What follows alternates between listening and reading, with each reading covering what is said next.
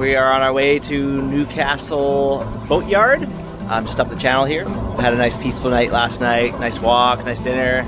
It's really good. But off we go to Shipyard. That's pretty funny. There's some homegrown Nanaimo Harbor pot. It's on a random boat. I don't think that boat's sailing too much. Mostly a platform for 3 pot plants.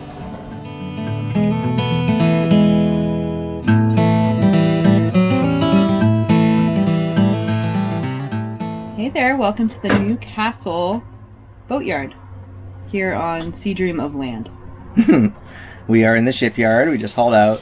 Kat did the majority of the pressure washing, and things are looking pretty good. There's a few little bits that are going to need some primer, but aside from that, we're in good shape, and I'm going to start wet sanding soon. And Kat's going to take care of the top side of the or above waterline part of the hull, which is stained and looking pretty gross.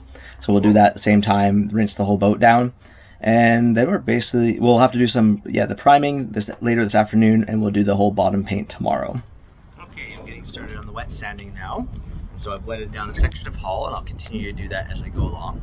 And we just use drywall sanding equipment to do this, so it's a lot easier and less nasty than doing dry sanding, and it's very fast. You gotta be careful you don't take too much off. And I'm just gonna be going around taking off bits of vegetation, bit of growth that's existed. There's not much. So this is the equipment here, just a sanding block, and it's these drywall screens. Works really good. And you just continually dump this in a bucket of water and give it a little sands. So let's get going.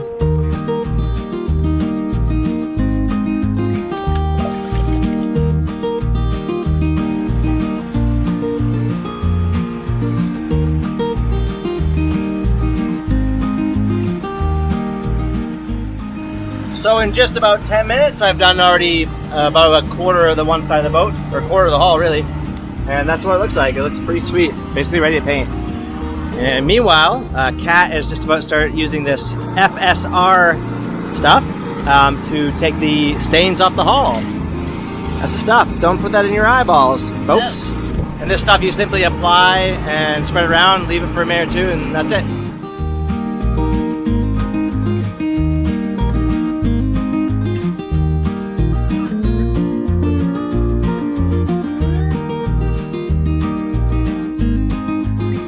All right, it's closing time here on Sea Dream of Clyde. It's about 5 o'clock and we got lots of work done. The boat looks great.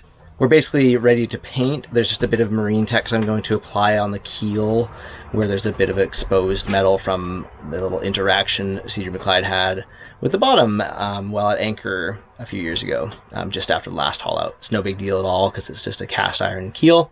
But that needs to be patched up so it doesn't extend any further. So letting it dry out, and then we'll slather it with some primer and some epoxy barrier coat stuff, and that should take care of it for now.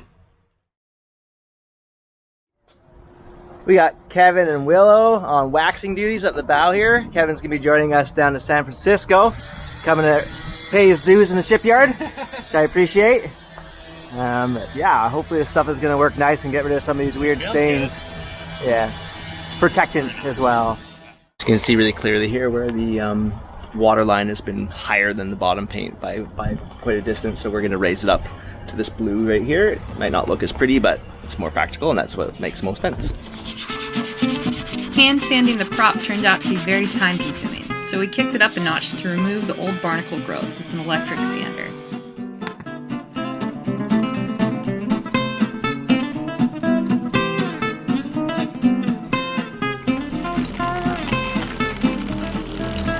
Alright, we got the trifecta of Willow, Kat, and Kevin waxing the side of the boat here.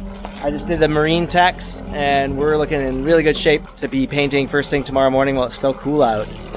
Nice work, guys. Nice work, Kat. I applied the marine text about 10 minutes ago, and it gets to this nice point. You can wet your hands and smooth it out to save a lot of sanding, so just like so. And it smooths it right out. And basically I'm not going to have to do any sanding on this at all. It gives it a really nice finish. Obviously it doesn't really matter what this looks like down here at the keel, but we want it to be smooth, of course, for hydrodynamics. Yeah, that's funny. That's must. That I think that's a carrot. It's a chunk So, of carrot. so the through hull, the sink drain had been a bit slow for a while. I just opened it up thinking I was going to replace the sink. That was going to be all full of fat. It was fine. There was just what appears to be a fossilized carrot. That was just kind of I think I would like plunge it with my finger, and it would sort of, I think, loosen it up enough that it would drain, and sometimes I would close it and it wouldn't drain at all. So that's what was going on for months. That I should have just opened it up and looked. Oh well.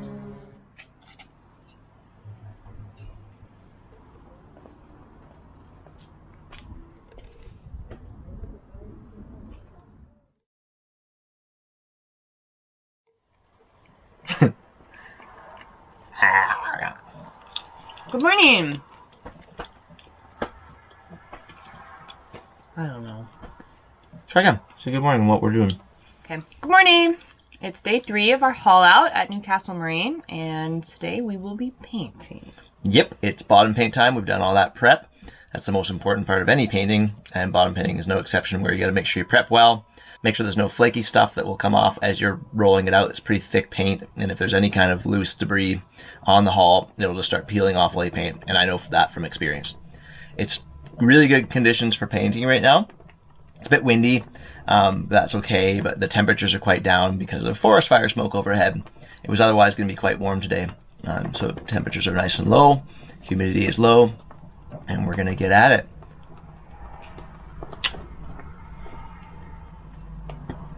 Out.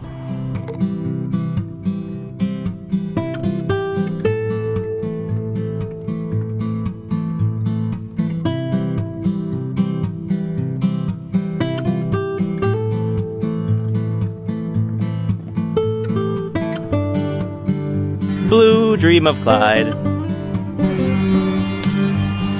Dr. Cat.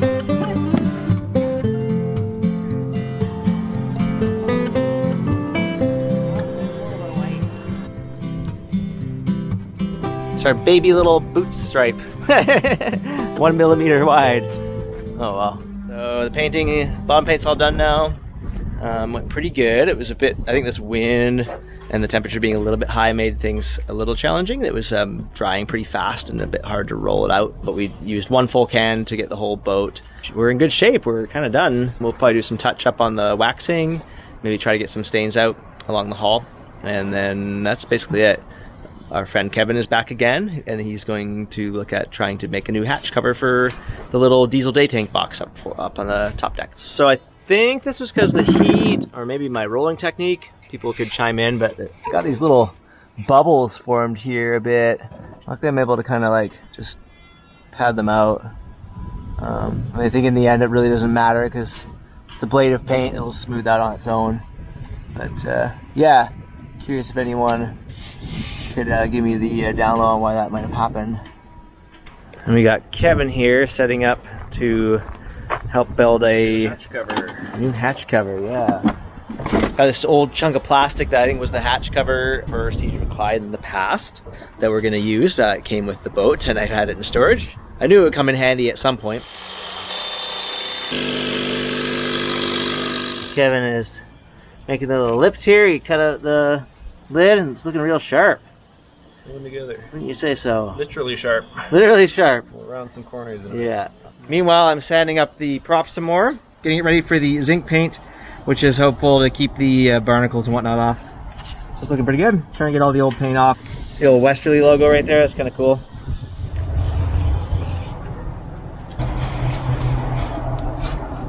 So I've applied a coat of Seaguard zinc spray to the prop and the cutlass bearing in hopes that it'll prevent some of the barnacle and muscle growth that is inherent on these parts where you don't put anti-fouling paint. Though some people do put anti-fouling paint on their props and whatnot. I've just been told that it's maybe not the best idea. So I'm gonna put 1 more coat of that on, and then that's the done for painting on the boat. So as I mentioned before, we raised the water line on Sea Dream of Clyde to coincide with more weight being put on board for 2 people living aboard and getting ready to go cruising. We brought it up over the existing white boot stripe up to the blue one, and eventually we are gonna add the white stripe again. But we missed it just a little bit on the taping, so Kat is just doing a little bit of touch-ups where we can without making too much of a fuss before we go in the water a bit later today. there. I can still see it. Yeah. A few spots there where it's kind of worn into the blue boot stripe. We're not going to worry about that. It's completely cosmetic.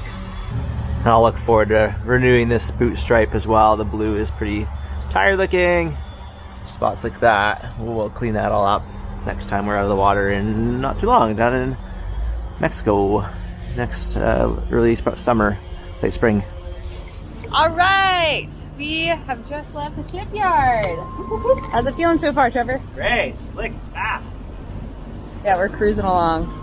So we are at Nanaimo Yacht Club now and just continuing our preparations. I'm just doing a quick little project here, removing these old chunks of wood that were a life raft holder. They don't fit the new one. So we're going to go ahead and take them out and install the metal bracket instead.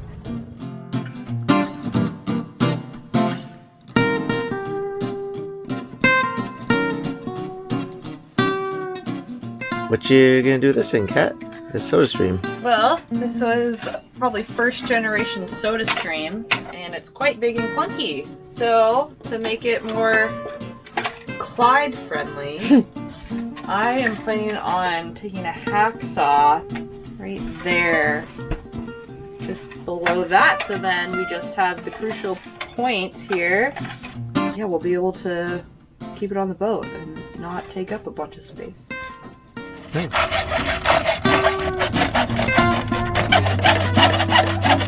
Just nesting.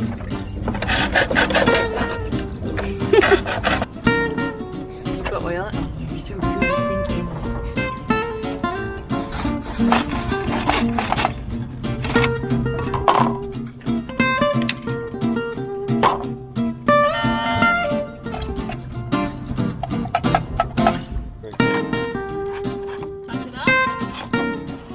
Okay, we have the new modified SodaStream, sponsored by the Community Food Co-op in Bellingham.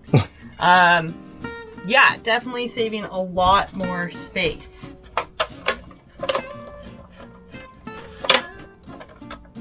That's easy storage. That's easy storage. Sweet. Nice work, Kat. Ow. Oh, hey. Kat's busy at work still here, putting the dinghy together now.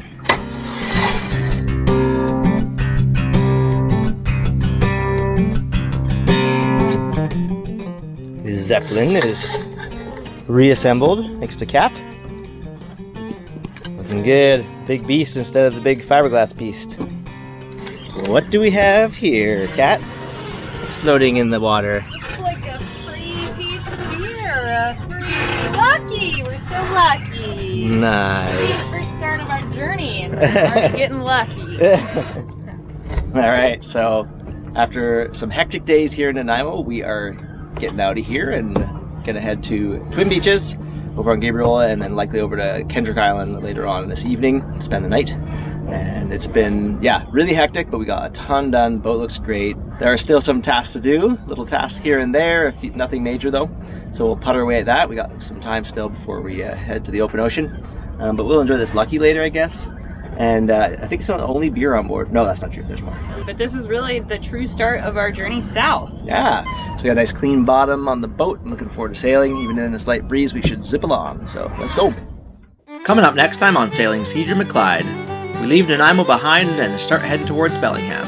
Our first stop is Twin Beaches, where we're invaded by thousands of flies, and many of which end up dying on the boat. But regardless of the flies, it was a beautiful night in that wonderful anchorage. We wait around for the wind to come up, and we're rewarded with some excellent sailing all the way into the anchorage at Kendrick Island, which is one of my very favorite spots. The next day, the wind fails to impress, but a whale ends up giving us a show and brightens the day up for us. Thanks so much for watching, and if you enjoy these episodes, make sure you hit subscribe and leave some comments. If you love these episodes, check out our Patreon, which is linked below, where you can support us directly. I want to send out a big thank you to Kevin and Willow for your help on the shipyard. It was greatly appreciated. Bye for now!